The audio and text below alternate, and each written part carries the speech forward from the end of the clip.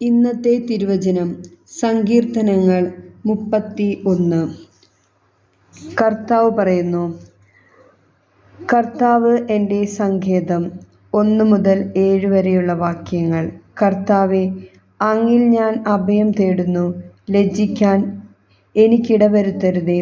നീതിമാനായ അങ്ങ് എന്നെ രക്ഷിക്കണമേ. എൻ്റെ നേരെ ചെവി ചായിച്ച് എന്നെ അതിവേഗം വിടുവിക്കണമേ. അവിടുന്ന് എൻ്റെ അഭയശിലയും എനിക്കു രക്ഷയും നൽകുന്നു. ശക്തിദുർഗവുമായിരിക്കണമേ. അവിടുന്ന് എനിക്കു പാറയും കോട്ടയുമാണ്. അങ്ങയുടെ നാമത്തെ പ്രതി എന്നെ നയിക്കണമേ. എനിക്കു വഴികാട്ടി ആയിരിക്കണമേ. എനിക്കായി ഒളിച്ചുവച്ചിരിക്കുന്ന വയലിൽ നിന്ന് എന്നെ രക്ഷിക്കണമേ. അവിടുന്നാണ് എൻ്റെ അഭയസ്ഥാനം. അങ്ങയുടെ കരങ്ങളിൽ എൻ്റെ ആത്മാവിനെ ഞാൻ സമർപ്പിക്കുന്നു. കർത്താവേ, വിശ്വസ്തനായ ദൈവമേ, അവിടുന്ന് എന്നെ രക്ഷിച്ചു.